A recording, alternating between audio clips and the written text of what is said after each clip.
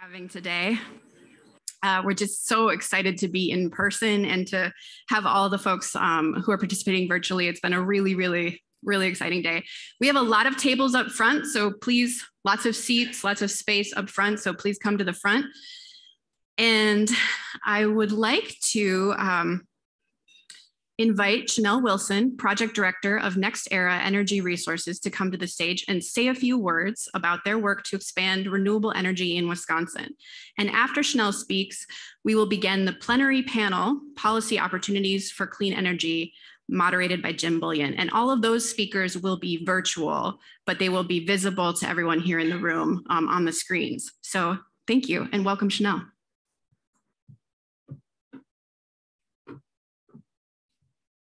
Thanks, Heather. Hi, everyone. Chanel Wilson, Project Director with Nextera Energy Resources. I want to thank the Renew Wisconsin team for hosting this event. My suggestion would be maybe next time we do this in a warmer time of year. My Florida blood's a little thin. It's cold and Chuck Norris needs to put on a shirt. So anyway, yes, thanks for inviting us to this event. I think it's important to say that all roads lead to clean energy is a great theme for this 2022 summit. And it's an underlying principle that Nextera Energy Resources believes in. Nextera has been in Wisconsin since 2007, and we've been helping fuel the economic growth and quality of life. In addition, we're moving our country towards an energy independence. We own and operate the Point Beach Solar Facility and the nuclear facility in Manitowoc County. We also have Butler Ridge Wind Energy Center in Dodge County, and we've also developed the Two Creeks Solar Facility in Manitowoc County. This spring, we're breaking ground for Grant County. We have plenty of renewable energy projects in various phases of development within the state, and we've invested almost $2.4 billion in Wisconsin over the last 15 years and over 2,000 jobs. We look forward to bringing more and more to the state in the years to come. Our company is the world's largest generator of renewable energy from wind and sun. For more than 40 years, we've been investing in clean energy development, and today nearly all of our electricity comes from clean energy and renewable resources, including wind, solar, natural gas, nuclear facilities, storage, all of the above, in 38 states and Canada. We really care about the communities where our facilities are located and where we live and work. From project development through operations, we invest in our communities and establish ongoing relationships.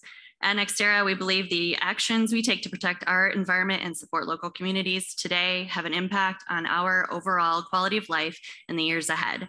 Our company is dedicated to doing the part now and today in the future, and we're really happy to be here in Wisconsin. Thank you so much to everybody for being here.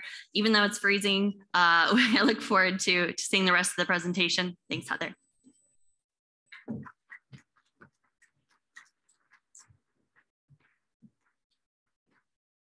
Thank you very much, Chanel, and to Nextera for being a presenting sponsor. Okay, without further ado, I would like to introduce Jim Bullion, the Government Affairs Director for Renew Wisconsin. He will be moderating the next panel remotely. So you'll see all the participants on the screens. And for those of you participating virtually, it'll be just like having everyone on a real Zoom. So Jim joined Renew in December of 2017 because of its leadership role in the changes that are happening in the renewable energy sector and the energy industry. He attended University of Wisconsin-Madison and worked in the Wisconsin Assembly for 9 years. He also served as the administrator of the Division of Policy Development at the Department of Safety and Professional Services. For most of his career, he's worked in government affairs for Wisconsin's largest construction trade associations. He represented the construction industry on many of the energy committees in the mid-2000s and served as the chairman of the Building Codes and Standards Work Group for the Governor's Task Force on Energy Efficiency and Renewables in 2004. He's also very active in the lobbying community, having been elected to the Association of Wisconsin Lobbyists Board of Directors for 10 years and served as president for 2 years. We're very lucky to have him and his fellow panelists today. Welcome, Jim. Thank you, Heather, for that nice introduction. I appreciate it very much. And good afternoon, everyone. Welcome to our session on policy opportunities for clean energy expansion. We had planned to have everyone in person today, but in order to accommodate all of our panelists, we have taken advantage of our virtual capabilities to bring everyone together, and I hope it works out for everyone. I think it'll be just fine. We're going to be discussing some of the clean energy issues that we have all been working on this year. We have a lot of ground to cover in a short amount of time, so we won't be taking audience questions today, but please feel free to talk to me or any of the panelists later if you'd like to follow up on this session. Let me get started by just making a few introductions of our panelists. Senator Rob Cowles is a Republican who represents the 2nd Senate District, including parts of Green Bay and areas to the west. He's chair of the Senate Committee on Natural Resources and Energy. Representative Greta Neubauer is a Democrat who represents the 66th Assembly District in Racine. She was recently elected as Assembly Minority Leader. She served this session as a member of the Assembly Committee on Environment, and she's a member of the Governor's Task Force on Climate Change. Representative Supreme Moore-Omokunde is a Democrat and represents the 17th Assembly District in Milwaukee. He's a member of the Assembly Committee on Energy and Utilities, as well as co-chair of the Milwaukee City-County Joint Task Force on Climate and Economic Equity. Senator Dewey Strobel and Representative Rachel Cabral Guevara had planned to be with us, but were not able to make it today. Instead, and very kindly offering to take their place on the panel is Scott Coenen with the Wisconsin Conservative Energy Forum. As the name suggests, his organization's been working to expand renewable energy, but from a conservative perspective. Thank you all for joining me today. It's very exciting. 2021 was a busy year for energy policy. From the governor's budget bill at the beginning of the year to multiple legislative initiatives such as community solar and third-party financing to the climate forward package. We will all be talking about some of those specific bills in a minute, but just to start out, if you could just please share any opening comments you might have and tell us from a big picture perspective, what was your overall impression of how politics of energy issues have changed this session? And for Senator Cowles, maybe even over the course of your career, how things look from a policy perspective. Senator Cowles, if you want to go ahead and kick us off. Well, good afternoon, Jim, and good afternoon, everyone. The politics of energy is always difficult. And getting a bill done takes a lot of work. You know, whether it was 20 years ago with some of the significant bills that passed then, especially the focus on energy enhancement and renewables bill at that point, and a couple other small things that, you know, and you're pushing up against forces that, want to continue to control what they've got. So taking chunks of what they've got, it's politically difficult. So it takes a lot of work. So whether it something that happened 20 years ago, I'd say the dynamics are pretty similar right now to the way they were, with the possible exception of the way I look at it is things when we passed like the big focus package years ago, it was like, okay, that was, the first big bill. Now to make changes in that and other things, a lot of legislators say, well, we've already done that. So getting them to do more, it's a difficult argument. Representative Neubauer, what would you like to throw into that conversation? Yeah, well, just really glad to be here. Thank you so much to Renew for hosting this and for all of your work. I guess what I'll say is I absolutely think that we've seen some progress this session and do really want to appreciate Senator Cowles and Scott Coenen for their work as well, moving policy through, because of course, in a legislature in which both houses are controlled by Republicans, we need folks on both sides of the aisle working on these issues to see progress. And so really glad that conversation has expanded, continued. I know we'll get into some details on some of the bills that folks on the other side of the aisle have worked on. And while it might not be the way that I would draft the bill, I'm glad to see progress. I'm glad to see discussion happening in the Capitol. We, of course, have put forward our own bills as well, and really excited to get into some more detail there, talk about the work that we're doing and how we bring together the work both to cut our carbon footprint, to create good jobs in Wisconsin, and to reduce inequities in our state. All really crucial issues for us, all issues that are very urgent. And I think the urgency has only become more clear over the past, let's say this cycle, but over the past several years. So again, just happy to be here and excited to talk more about the work we're doing and the vision we have for how addressing the climate crisis and energy issues can really help everyone in our state lead better lives. Representative Moore-Omokunde. Let me make sure my microphone is off. Well, thank you again for having me. It's great to be with Renew. Last time I was with Renew, we were in person, and we were able to, I was sitting on a panel then to talk about the city county task force on climate and economic equity. But what I've seen mostly is that the sense of urgency has increased. As we get closer to 2030, the sense of urgency has increased. And I think some of the priorities have increased as well. I think that there are some conclusions that we both want to get to. I think our pathways there will be distinct from one another. However, hopefully we can converge and be on the same wavelength at a certain point in time. Scott, any opening comments? Yeah, just to address your question for a second, Jim. I've only been around for a few years, and I know there are a lot of folks in the crowd that have been fighting this battle for a lot longer and can probably answer this better than I can. But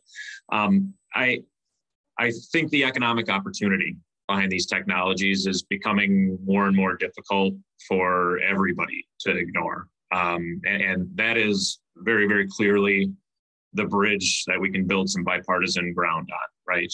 Jobs, infrastructure investment, whether it's utility scale, all the way down.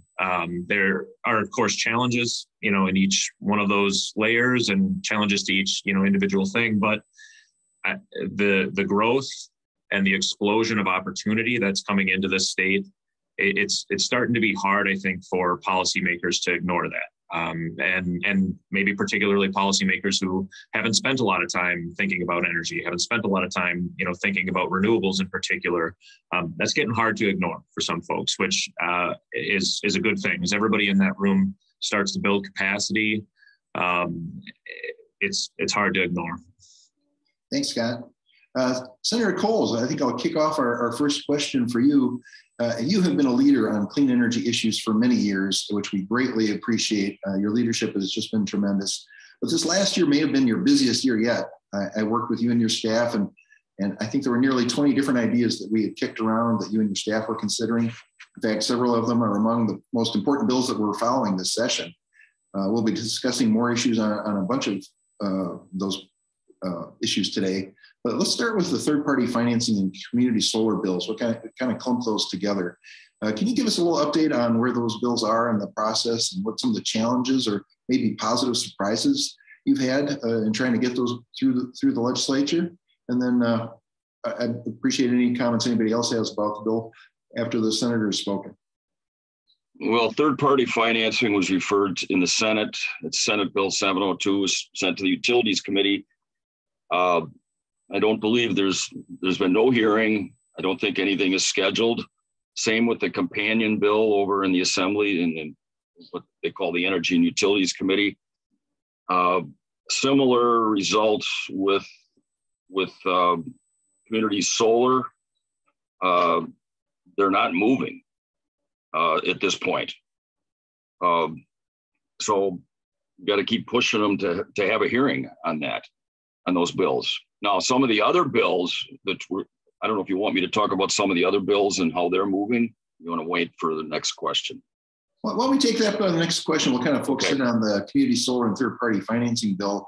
And I know, Scott, you may have some thoughts on this, but one of the things that really impressed me about those two bills this year is I know we've run into some legislative opposition, and there's certainly some powerful interests that don't want this system to change, but we have worked hard to build our coalition and get the word out and bring some other people into the discussion that maybe wouldn't have been there before. I've got a list of about 38 different businesses and trade association groups that are supporting this legislation, and we're really building a broad base of support for, we've been doing this regulatory system for over 100 years, and we don't want to throw it out the window, and it still is important, but the world is changing. We think it needs to be updated a little bit. So I think we're making progress in the public relations aspect of this legislation, even if it's not moving the session. Scott or Anybody else have any thoughts on that? Otherwise, we can. Yeah, Jim, I'll chime in for a second. I think for quite a long time, particularly I'll speak right of center politically on this one. Senator Cowles has kind of been a leader for a very long time on this. I think it's been incumbent on us and maybe everybody even in the room, that we're speaking to try and prove this concept to some other Republican legislators in the building, right? To try and prove that there is a deep level of support outside of maybe some of the traditional interests that have been organized around renewable energy the last 20 years, that there is an expansive, there's support in areas that, typically haven't cared much about this area. And that's been, I think, really critical for, conservative legislators and conservative leaders to see we can build a coalition, a broad coalition in support of some of these policies. And that has been really important for us to do. It's not enough to just have somebody stand up, and put a piece of legislation out and kind of go out on a branch. You have to build some support around them to be able to move that forward, right? All right. Well, Ripson Neubauer, I wanted to come back to you. Again, congratulations on your election as the Assembly Minority Leader a few weeks ago. That's quite an honor and a challenge. I'm sure that it's going to be formidable for you for the next few years. But before you took your new post, you and many of your members of your caucus introduced a package of 22 bills last November that you called Forward on Climate. Can you tell us about some of the highlights and goals of that package of bills? Yeah, absolutely. Thank you so much for this question. So this package of bills was many years in the making. A number of the bills we introduced the prior session in 2019 with work through with Renew and many other partners. And then the majority of these bills came out of the governor's task force on climate change. Been a member of that task force. And through that, we really engaged thousands of people, frankly, people who showed up to listening sessions, people who wrote in, and of course, the members of that task force who represented people from all over the state of varying backgrounds. It was a diverse group, different industries, and lenses through which they saw the challenge of climate change and the potential opportunities. So really proud of the bills that we put out as a caucus. There were 22 of them, quite a few. So I'll just mention a couple of them that really are sort of specifically focused on energy issues. We have a bill on the social cost of carbon. This would require the Public Service Commission to take the social cost of carbon into consideration as they're vetting new utility scale generation proposals. We have a school weatherization and energy efficiency grants bill. This is one that we've done in the past, but think is really important. I'll maybe let Supreme lead on bill financing and our some of our other workforce pieces here, but we've got regional biodigester planning grants, focus on energy funding increase, focus on energy low income program, climate change local planning and transportation planning, climate focused HEAB scholarships and model academic standards on climate change, commercial and residential stretch energy codes. This is supporting locals to go above and beyond on their energy codes. So a lot of pieces here that we're really excited about. And, maybe the last one that I'll mention, as others have said, really, I think that there's a lot of bipartisan interest in the jobs element of this conversation. And we do have a green jobs training program here. A number of organizations, unions in Wisconsin are already doing this work, as we said, because the market has changed and the jobs are coming, and we want Wisconsinites to be the ones who are ready to get those jobs and do that work. And I do see a lot of potential there as we go forward for us to find that common ground, to recognize that a lot of people in Wisconsin continue to struggle with low wages and not having that financial security that maybe our parents or grandparents had in our communities. So really excited about that component of the work. And as I said, I think that will help us get at some of our very long-term systemic inequities in the state, and really support folks in urban and rural and suburban areas to find a role in this transition, and to be excited about passing this policy, because it means that their lives will be improved, and that they and their kids will feel that every day, the impact of this policy. So I'll stop there. Supreme, I know you were the author of a couple of these. Are there a couple that you really focused on that you want to talk about? Sure, and I think that Leader Neubauer deserves a lot of credit for her leadership on this package and what we've done here. I think it goes back to something that Scott said earlier when he talked about the economic opportunity that is available and will be available. There's a lot of our infrastructure and everything that we need to transition to be greener, to cut down on our greenhouse gas emissions, to prevent climate change, and to achieve some climate justice. So those opportunities are going to present themselves. And I think it's really important that we look at the existential threat that climate change can bring and the opportunity to create economic opportunity, especially for those in certain areas who have not had access to them readily. And one of the things that we did, we know that there's a lot of infrastructure that needs to change. There's a lot of transition that needs to change. That's why when you talked about community solar, it's so very important that these farms and businesses, et cetera, get access to being able to transition without having to pay these upfront large costs that they're going to have to pay otherwise. And I think it's really important for us to prioritize making sure that we have these funds available for people, and that the government itself will prioritize assisting our residents and assisting folks in our districts, whether they be in rural areas or urban areas, help to bridge that divide, and help them get into this next station. One of the bills that we talked about is on-bill financing that Leader Neubauer alluded to, is making sure that these upgrades can happen in residential areas, that utility companies can assist with doing these increases and these upgrades, whether it be roofs or retrofitting of roofs, solar panels, installing things that will make sure that we are using less coal burning heat in the wintertime and using less AC in the summertime. So we're insulating our homes. There's an old thing that says that you can go into any neighborhood in certain communities and you can tell after a snowfall, you can tell which house has good insulation by who has snow on their roof. And if you have snow on your roof, it's typically an empty house because most of the houses don't have good insulation. But this is not only a staying warm thing, it's also an environmental greenhouse gas emission, coal burning fuel thing as well. And so I think it's really important that we allow utilities and residents and owners and also folks who are maybe still renting to be able to offer something to help do these upgrades in these residential units and homes. Great. Well, thanks for that update. I know it's difficult to get any bills passed this year, as we found with some of the bills we worked on with both sides of the aisle. But I think we need to keep bringing them forward and bringing the ideas and try and build some momentum for it. So I appreciate what all of you are doing on that. Hey, Scott, I want to jump back to you. As you said, you've only been working on the energy issues for a few years, but you've got a long history with the conservative movement. This year, there seemed to be some real breakthroughs with some conservative legislators that took the lead on some of our legislation. Can you kind of explain a little bit, why some conservatives have really started looking at this clean energy? You touched on it a touch at the beginning, but what is it that's really attracting the right side of the aisle to clean energy issues?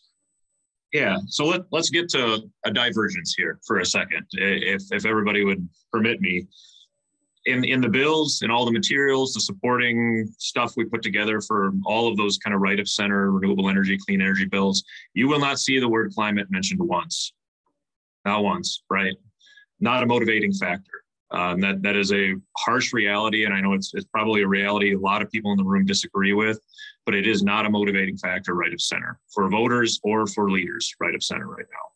So climate isn't mentioned. What is included in those bills and all of our supporting factors?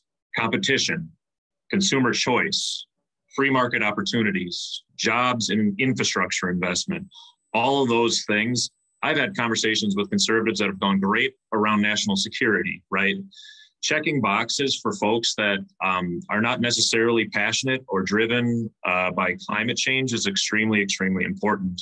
Competition in particular has been I want to call it a trigger word, but a good trigger word for some conservative leaders, because that really speaks to conservative values and conservative mindset.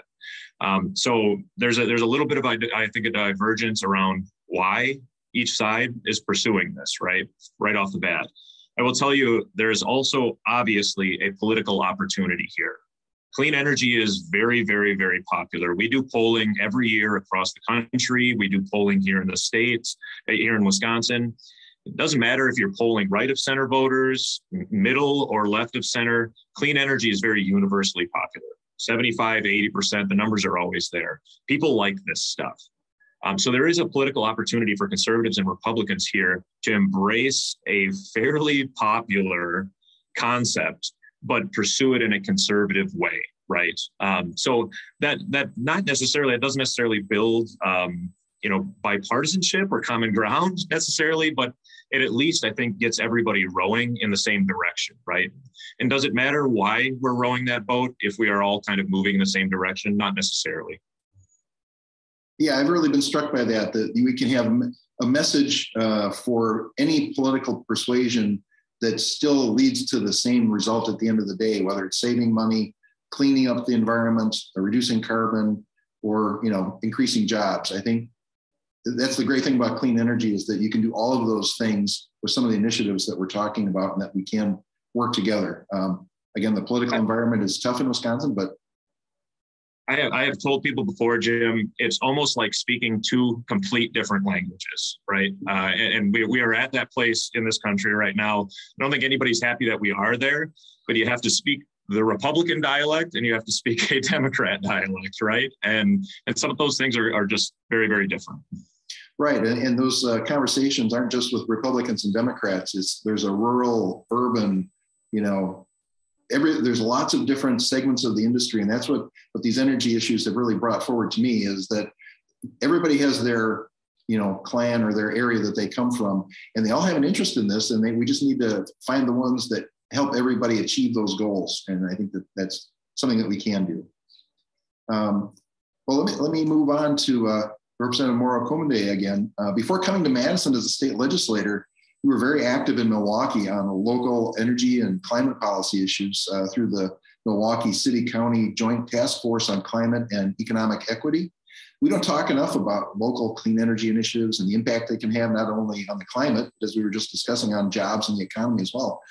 Can you tell us a little bit about that initiative and what those energy issues you worked on, and what were your goals? Nope, microphone. There we go. So it was a lot of great work that went into. There were several organizations that allowed individuals to be a part of this task force.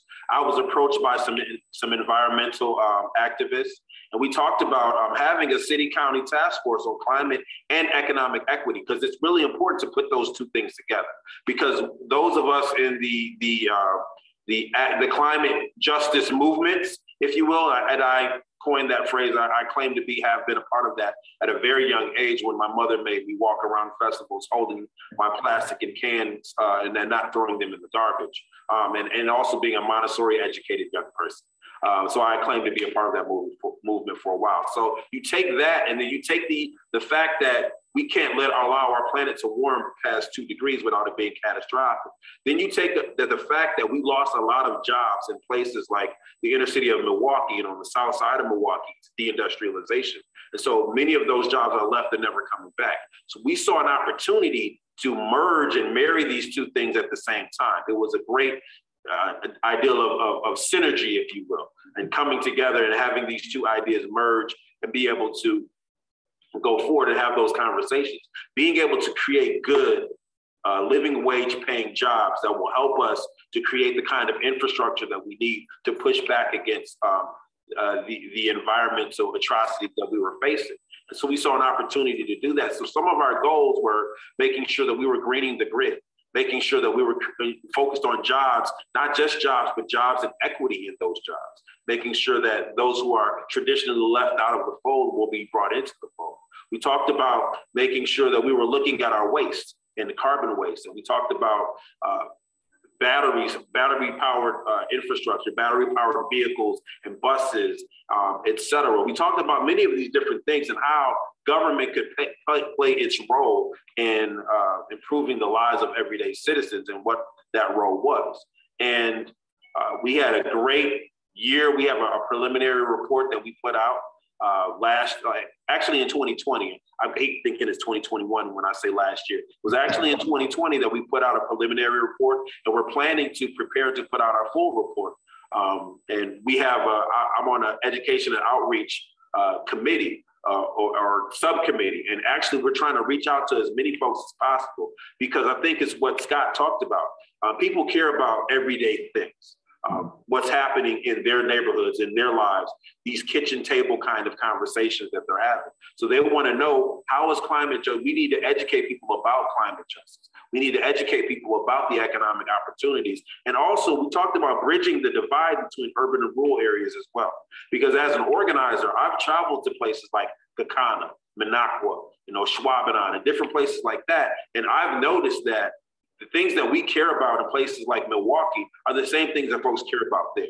And the thing is, how do we bridge that divide? How do we have those conversations in ways that everybody can understand? Like Scott talked about, being that person that kind of has to translate for different folks. How do we have those commonalities and how they'll have those common conversations about the things that we need to be talking about? So we focused on a lot of those things, but it was primarily merging these two ideas: achieving climate justice and achieving economic justice, especially for those who primarily find themselves left out. So those were the primary things that we spoke about. Representative Neubauer or Cowles, or anything to add to that? Now we can move on to the next topic. Senator Cowles, there are a number of electric vehicle related bills that you've been working on this year, like updating the rules for electric vehicle chargers, using the $10 million of the Volkswagen settlement money for EV charging grants. And there's another bill on allowing electric vehicles to be purchased directly in Wisconsin. Can you give us a little update on bills? There's been some movement on these bills, Jim.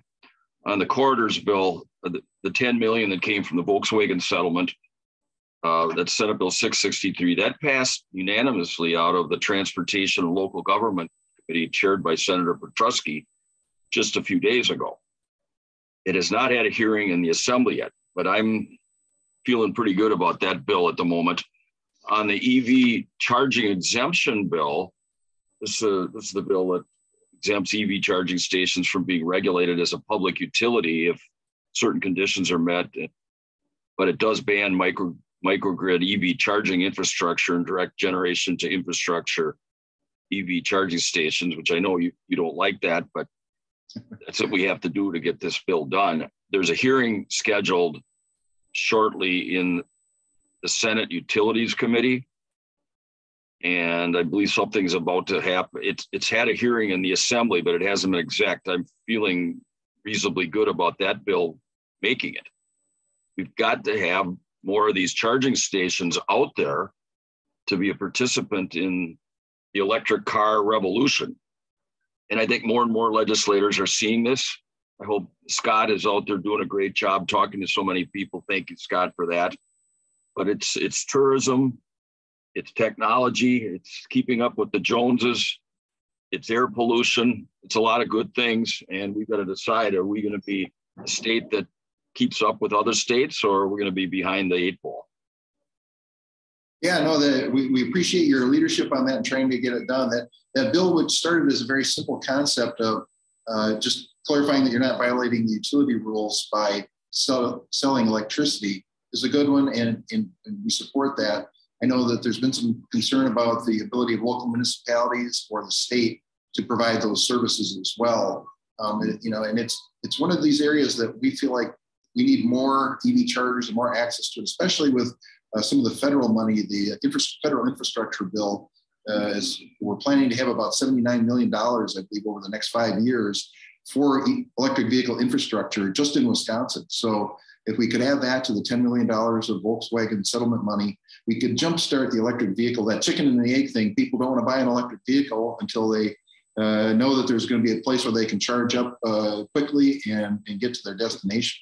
So it's a super important area. And as you mentioned, the concern that Renew has expressed is that the bill would require that all the energy come from the local utility. It couldn't be solar plus storage, for example, if you were charging for it. You could still install it if you don't charge for it, but it's something that we think is an emerging technology that's going to be very important to rural areas, to businesses trying to keep demand charges down and reduce their cost of energy as the price of energy increases. So that's why we're concerned with that piece of the bill, and we're going to continue to fight at the committee level and try and get that changed. So we appreciate your support in trying to get that bill done. I don't know if anybody else has any thoughts about some of these electric vehicle bills or just the industry.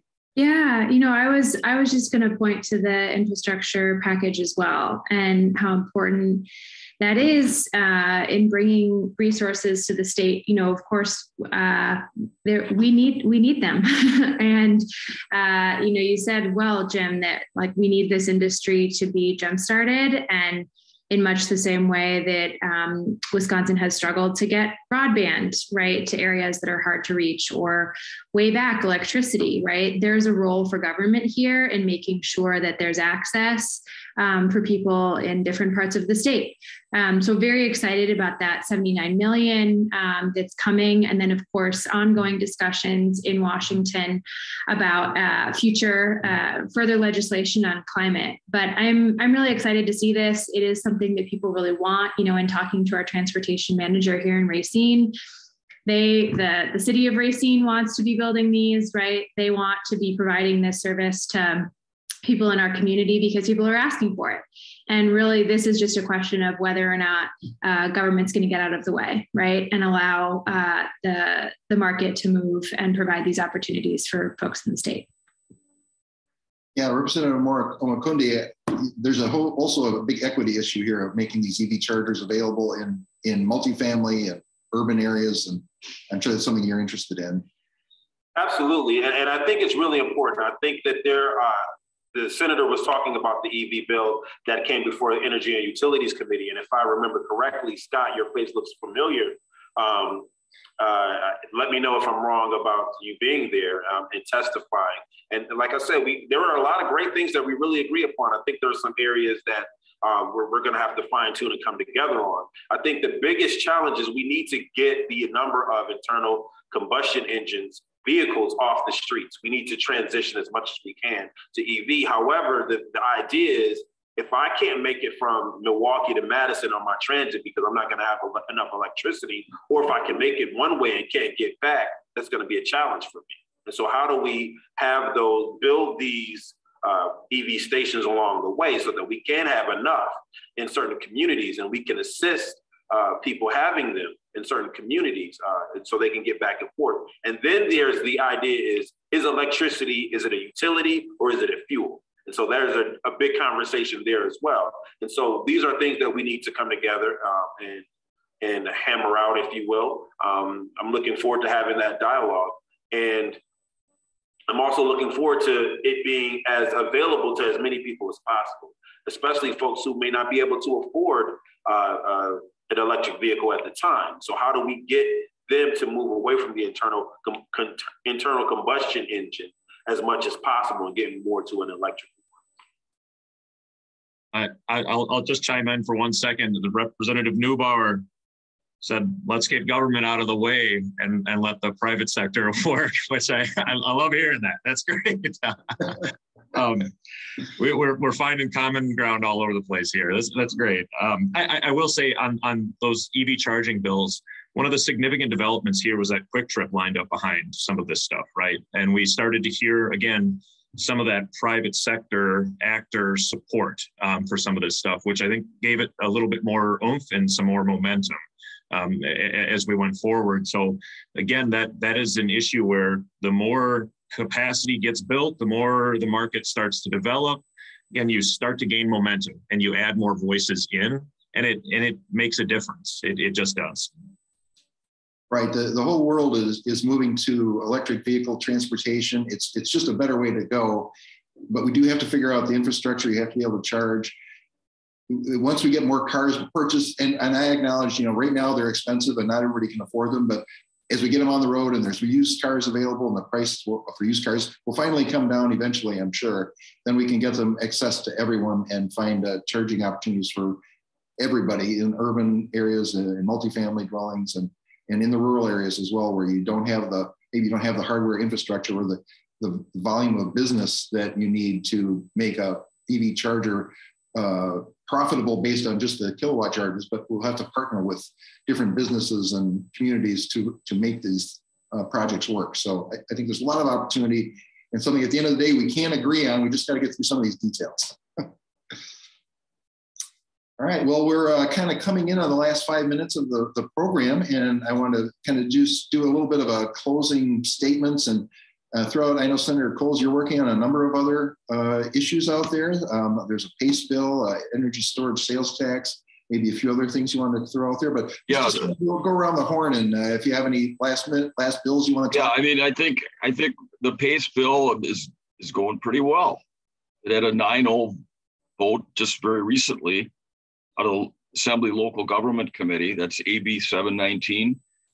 We had the hearing, which I thought went very well in the Senate. We're waiting for an exec. Yep. So I don't hear any opposition.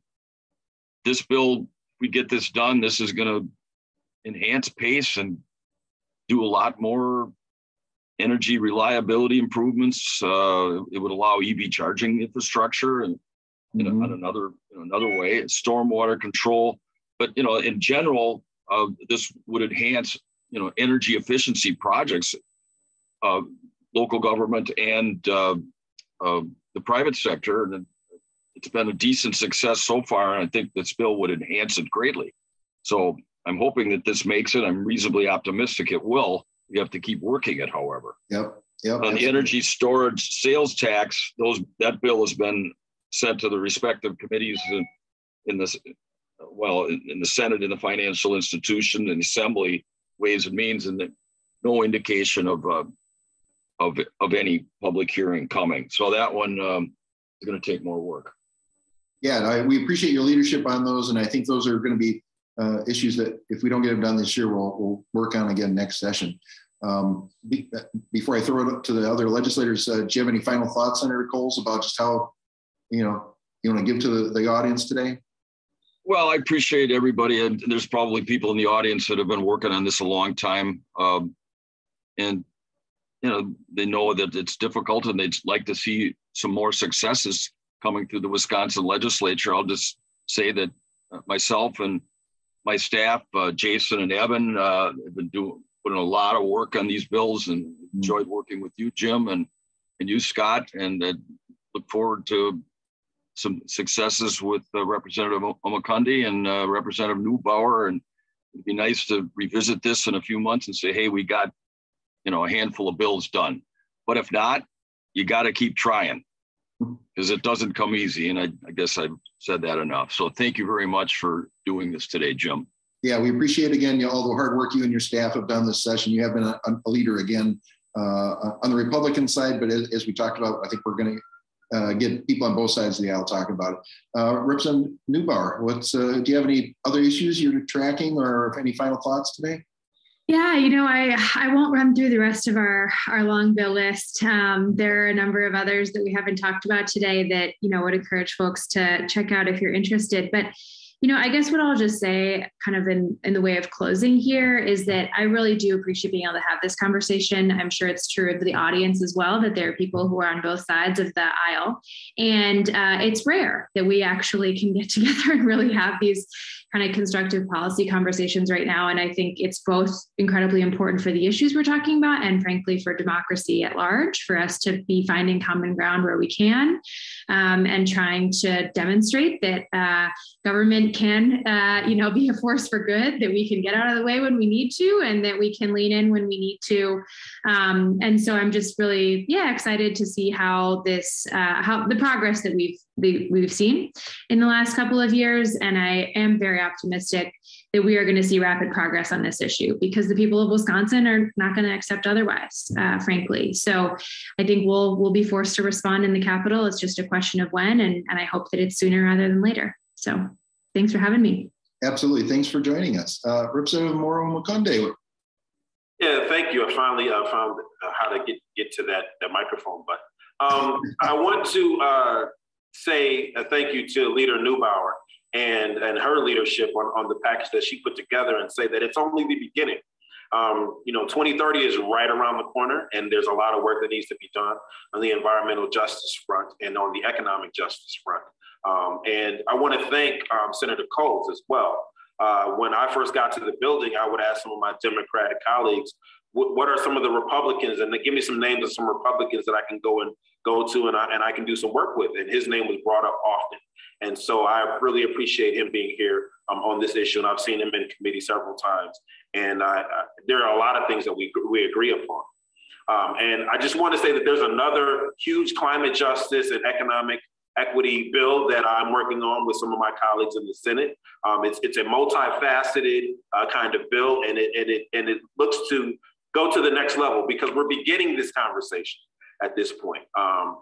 I say beginning this conversation only because this is a part of the conversation that we're beginning. There are people, I'm 42 years old. There are people who have been organizing and been environmental justice advocates since at least as long as that time.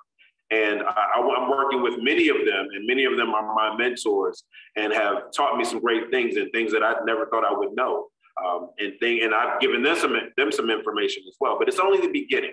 And I'm glad that we're able to have this dialogue, and there will be other dialogues that we will have, and other portions of the dialogue we'll need to continue on.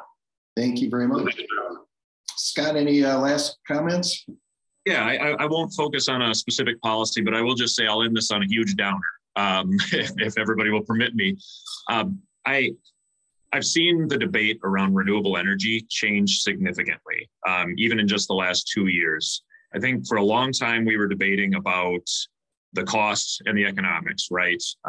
That debate is shifting into one over reliability now. And that is a much, much more difficult conversation to have with everyday folks who don't spend all day thinking about time of use rates and, demand and load management. And it's difficult because the reliability issue gets back to an intrinsic sun doesn't always shine, wind isn't always blowing kind of problem.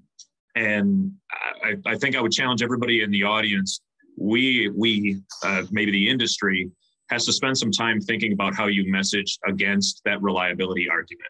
Because every time the lights go off or the energy gets more expensive, renewables are going to be number one on the list to blame going forward. And I wish it wasn't that way. It's not always the truth, but I see the debate around this stuff shifting really, really quickly. Now that the economic and cost arguments aren't there, you're shifting to reliability, and it's really, really hard to message against that stuff. We risk taking steps back in the next 5 years if we don't figure out how to message better. That's an important point, Scott. And I will finish with an upbeat note, some optimism, because I hate to end a session on the downbeat. I've been so excited and thrilled to work with people that were on this call today, and you, Scott, and the broad coalition of people that are working to help pass these renewable energy policies. And we're not there yet. And as has been said many times, there's a lot of work to do, but I think we've got the right momentum and the right people and the right message. So appreciate all that you guys are doing, and appreciate your being with us today. And I look forward to working with everybody in the future. Thank you all very much.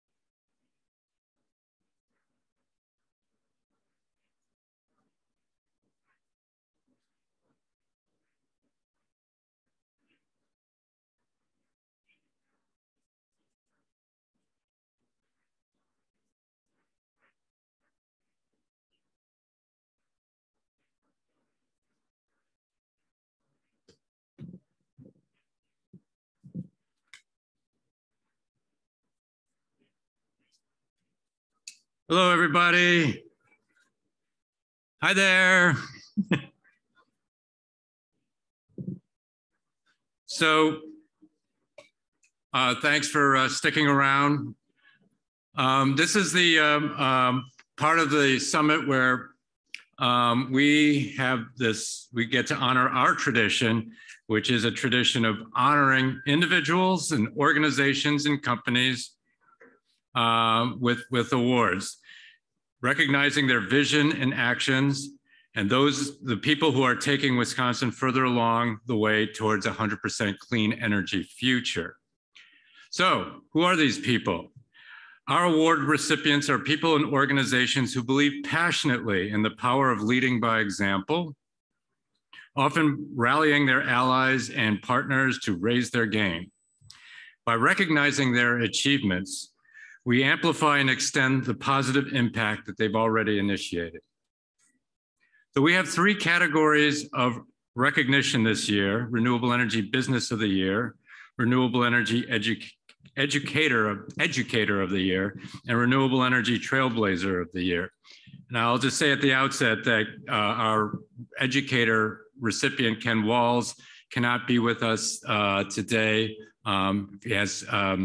He has to tend to family members who are not feeling well.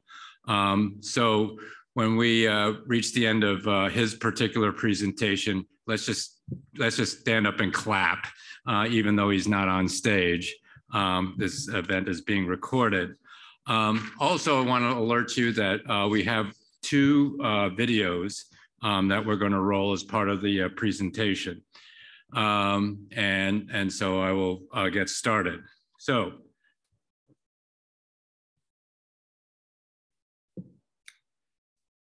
our Clean Energy Business of the Year award goes to Arch in Plymouth, Wisconsin.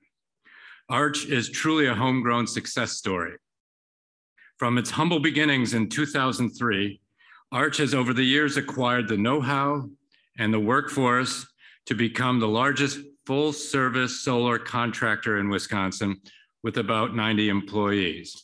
And Arch is, one of the things that Arch does very well is produce videos of their work, their achievements. And so let's get started with that.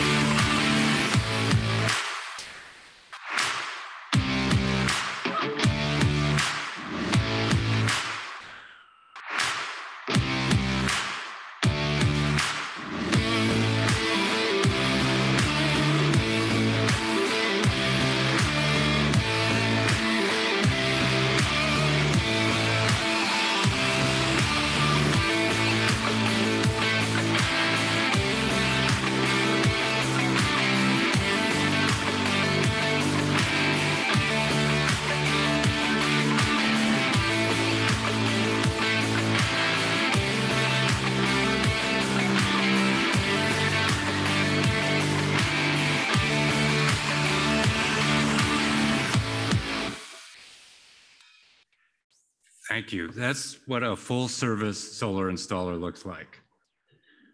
So I really appreciate the work that they did into that video. Arch became a certified women's business enterprise in 2021. Arch may very well be the only Wisconsin solar contractor to have achieved that distinction.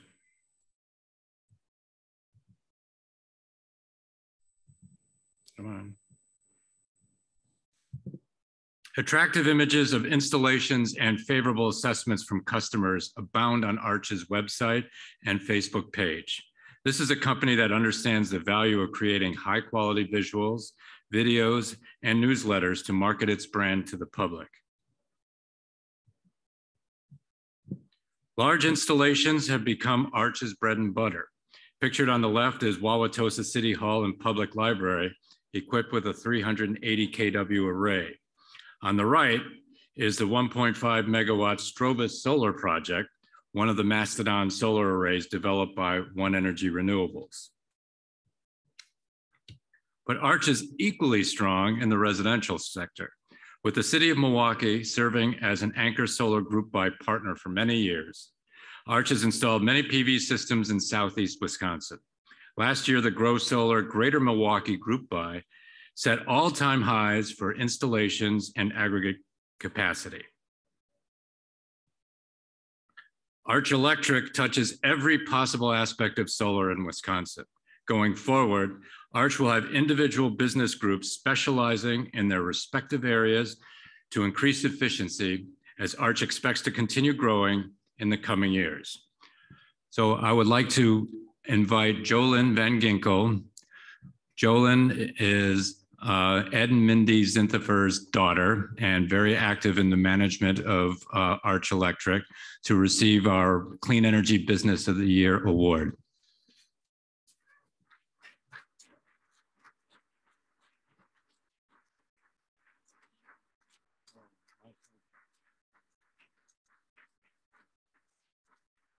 Talk to you later.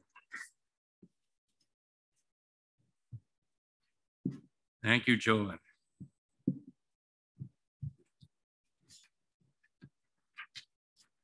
Our Clean Energy Educator of the Year is Kenneth Walls. Ken is a nationally recognized leader in developing coursework and training materials to help post-secondary students acquire a set of skills for entry in the renewable energy workforce. He has taught science, engineering, and renewable energy at Madison Area Technical College since 2003, where he serves as the director of the Create Energy Center funded by the National Science Foundation. Ken's journey into renewable energy began with an independent research project for his high school chemistry class, as he observed many years later. It was that one small project from that one influential teacher that gave me the spark, and it continues to propel him through all his academic and voluntary endeavors. Madison College was one of the first schools in the nation to offer a renewable energy certificate and is highly regarded for several other course and curriculum innovations. Madison College students obtain a personalized learning experience with hands-on experience in courses that are intentionally kept small through limited enrollment. Ken has also been an effective internal champion for solarizing all of Madison College's campuses. This initiative was kicked off with a 1,850 kilowatt rooftop array on Madison College's flagship campus. All right, so let's cue the next video. This video was prepared by Madison Gas and Electric, and it focuses on the Truax campus installation. There's over 5,700 panels on the roof. Almost 8 acres of roof. It covers about a dozen different roof sections, orientations, and elevations. We've been a partner with MG&E from day one on this project. The scale really grabs me as being special. It's also special because part of the system was designed to be a classroom. We're a technical college, so the emphasis on everything we do is giving them hands-on experience. You don't really absorb it until you're doing it. They can take this part of the system apart, disassemble it, inspect it. It's access to be able to work on it and learn about it in real time. The data is live. We designed the system not just for teaching students, but for teaching the general community as a whole. They reach out throughout the larger portion of the state. I've been giving on average about a tour a week. Being able to come through and see it close up helps more people get an appreciation for the technology. We can get over 100 people out there. For us as a college, that's part of our mission is education and outreach. The college has come a long way since the first solar system was installed here back in 2002. Our first system was about 1.2 kilowatts in size. This new system is 1,800 kilowatts in size, more than 1,000 times larger. And the price per watt has decreased by more than 90%. We designed it to have some unique features. We have panels that are oriented facing south, as well as some that are oriented facing east and west. They decided to do some different mounting systems. It allows us to maximize our energy that we produce, but it also gives us different types of systems to examine with the students. I see a lot of potential both from a yay environment standpoint, but then also from a future employment standpoint. You're placing students into jobs that didn't exist. I would like to be at the forefront of the technology. It's definitely something that I'm going to continue to pursue. They can be an architect that knows how to design a solar house, or an electrician that knows how to wire solar photovoltaic panels. It's an excellent direction for the energy industry to take. It's not just some pie in the sky technology. This is like something real happening here in Madison, happening in my school. Let's find out the best way to use solar right here in our community.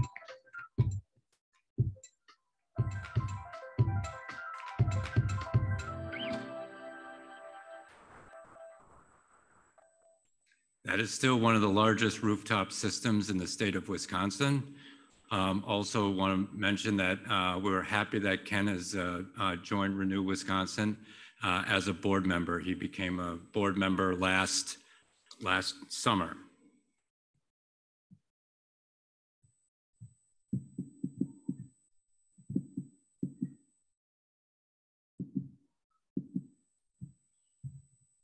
In 2020, Madison College received a Green Power Leadership Award from USC EPA in the category of direct project engagement.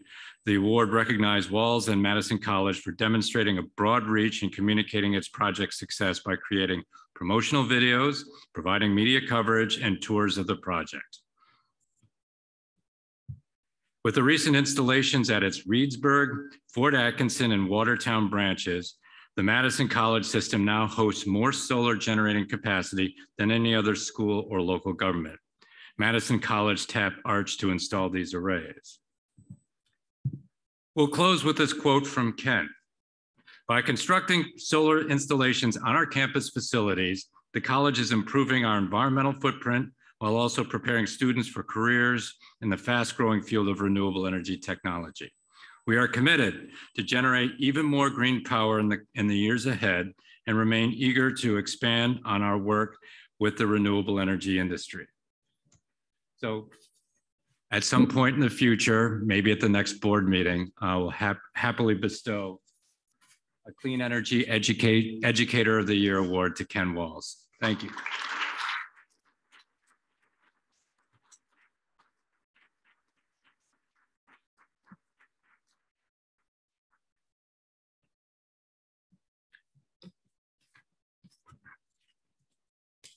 Our final award this year is called the Clean Energy Trailblazer of the Year. We created this award to recognize Susan Miller's ambitious re-engineering of her 90-year-old house into one that is powered wholly by electricity, a transition that is necessary to reduce one's carbon footprint down to zero. Susan's all-electric journey serves to remind us that homeowners cannot achieve deep decarbonization as long as their houses are heated with fossil gas. At this very early stage of deep decarbonization, those who undertake this journey must do all the research themselves and strike out on their own without the assistance of convenient one-stop information sources. They deserve to be recognized as trailblazers. sorry. A senior scientist emeritus at UW-Madison, Susan Miller devotes her volunteer time to 350 Madison and is one of the most energetic and committed activists in that organization. 350 Madison is a local citizens group catalyzing meaningful public and private actions to address climate change threats. On the domestic front, Susan has been on a nearly lifelong journey to shrink her environmental footprint in measured and meaningful ways. Her backyard garden and front yard plantings keep her very busy, providing her with a focal point for her intense conservation ethic built around the three familiar R's, reduce, reuse, recycle, and a less familiar R, re-arcing. Her house and yard is in many ways a re-arcing project. But one's carbon footprint cannot be reduced to zero through composting and recycling alone. At some point in her thinking about meaningful actions, Susan realized she had to confront the fact that her house, though well insulated, was very dependent on fossil fuels to run the appliances and to heat and cool the building interior. In 2020, she participated in the Madison program and contracted with Full Spectrum Solar to install a 4.5 kilowatt solar system on her roof. Susan also subscribes to Madison Gas and Electric's shared solar program. But about a year ago, Susan replaced her gas stovetop with an induction stovetop that is powered with electricity. Induction stoves are far more efficient in converting electromagnetic energy to heat for cooking than are conventional gas stoves. Moreover, induction stoves are easier to clean.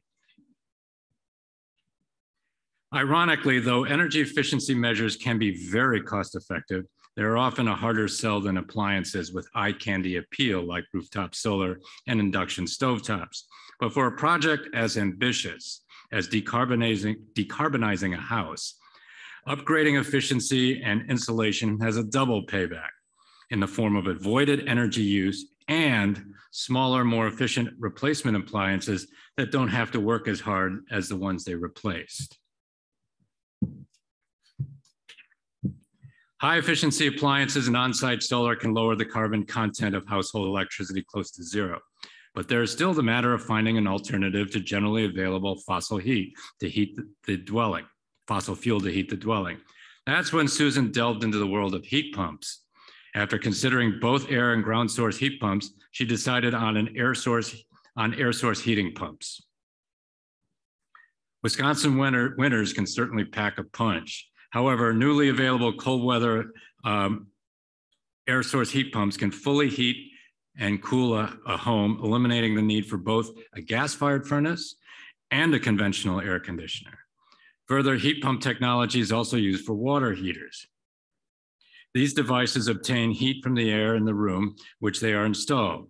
Susan chose a cold climate air source heat pump to replace her furnace and air conditioner and a hybrid water heater. The climax came in early September of last year, when she called up Madison Gas and Electric to disconnect her gas service. It's not every day a utility is asked to discontinue heating service to a house that will remain occupied by the current owner. Susan's journey to living in a net zero house required an investment in time, personal savings, and intellectual energy. But in the end, the conversion resulted in a living arrangement that is both more resilient and less burdensome on the planet as well as her pocketbook. Susan is glad to share her experiences with people who are interested in making steps to reduce their climate footprint. So I'd like to invite Susan onto the stage and present her with a Clean Energy Trailblazer of the Year award.